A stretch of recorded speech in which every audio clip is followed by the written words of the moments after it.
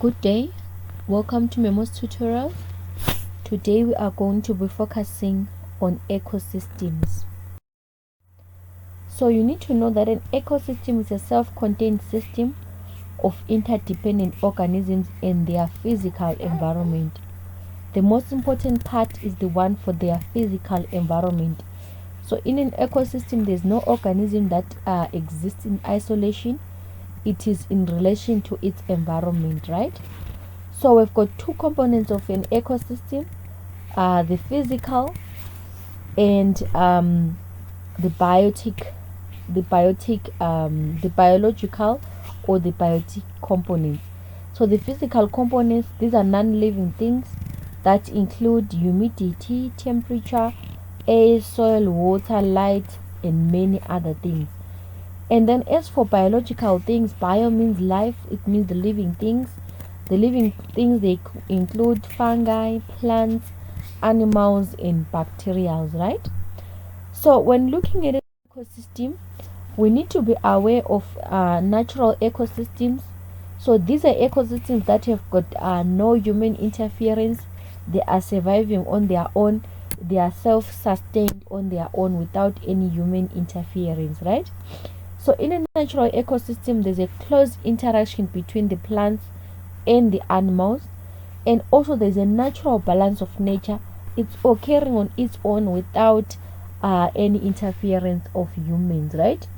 So nutrients, they are naturally recycled by the decomposers, which are mostly the bacteria, fungi, and the fungi. So the pests and diseases are also part of the natural ecosystem, and there are no any control measures that are done in a natural ecosystem, right? And then I'm sure you're aware, when we talk of natural ecosystem without any human interference, it simply means that the artificial one, it's an ecosystem that is man-made, that has got human interference, right? So now I want us to have a look at food chains in an ecosystem. So we are saying a food chain, it is just a nutritional sequence which involves a series of organisms existing as part of an ecosystem through which energy is transferred. So it's just the transfer of energy from one organism to the other in an ecosystem, right? And you need to know that in an ecosystem, your plants, your plants are your producers, and they will always be at the beginning of your food chain, right? They are the ones that trap sunlight energy and convert it into usable energy that we can use as animals. Remember, animals are heterotrophs, which simply means that they feed on other organisms. They feed, they cannot make their own food, right? So plants being the producers, they carry a lot of energy. Then the primary consumer, we have a grasshopper in this particular food chain as our primary consumer, which simply means it's feeding on plants. A grasshopper only feeds on plants. And then we have got a frog, which is our secondary consumer. It's eating our grasshopper. We have a snake as our tertiary consumer. It's eating the frogs. We have our final consumer being the hawk. But then at the end of the day, this hawk is going to be it's going to die and be decomposed by fungi. So the fungi will be feeding on this hawk. So this is just what a simple food chain which shows the feeding relationship in this particular ecosystem, right? So you must know that in each food chain we have a producer. Green plants are the producers. We call them autotrophs because they are the ones that make food, right? Since we have learned of a food chain, we have what we call a food web. This is a more realistic link of the feeding relationships in an ecosystem. So it is just made up of plants as our producers and animals as our consumers, right? So in an ecosystem, we're simply saying that an organism can actually feed on a different types of other organisms or foods. We are having our plant as a producer there, but that same plant can be eaten by a rabbit, can be eaten by a bird, by a caterpillar, a worm there, or even by a butterfly. We are having four different things that can feed on our plant. Same applies to all these other organisms. They can be eaten by different other organisms, right? So we are simply saying a food web, the more realistic way to show feeding relationships in an ecosystem, right? It's not like a bird will feed on one particular plant. A bird can actually feed on different plants in that particular ecosystem. It can also be eaten by different things in that particular ecosystem. Okay, and we are moving on to pyramid. We have a pyramid of biomass, which simply shows us the amount of living material, right? Its weight, its mass. So in a balanced ecosystem, the biomass of producers should be greater than that of its herbivores.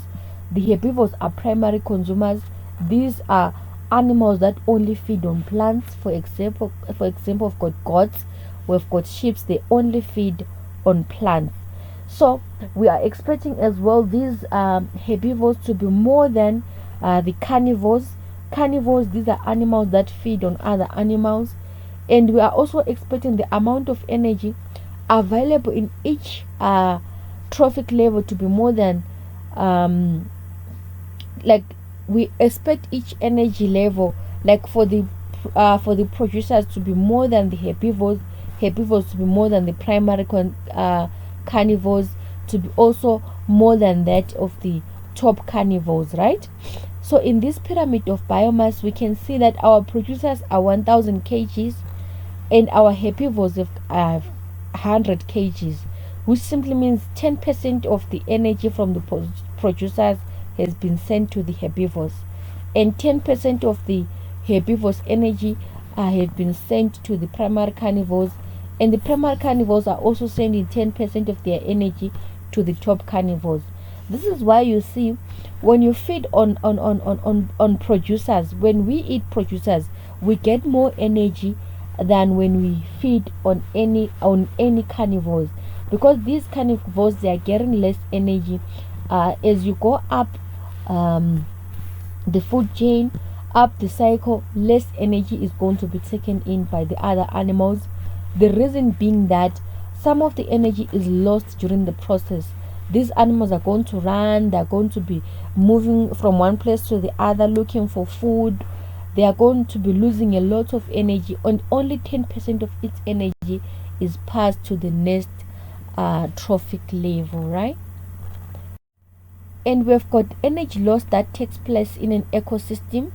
Remember, we said the sun is the primary source of energy, and the producers are plants. These are able to trap sun's energy, and then they practice what we call photosynthesis, giving us 100% of energy, but only 10% of that energy is going to be sent to the next trophic level, meaning to say the plant will remain with 90%, and some of the 90% is going to be lost as the plant is respiring as well.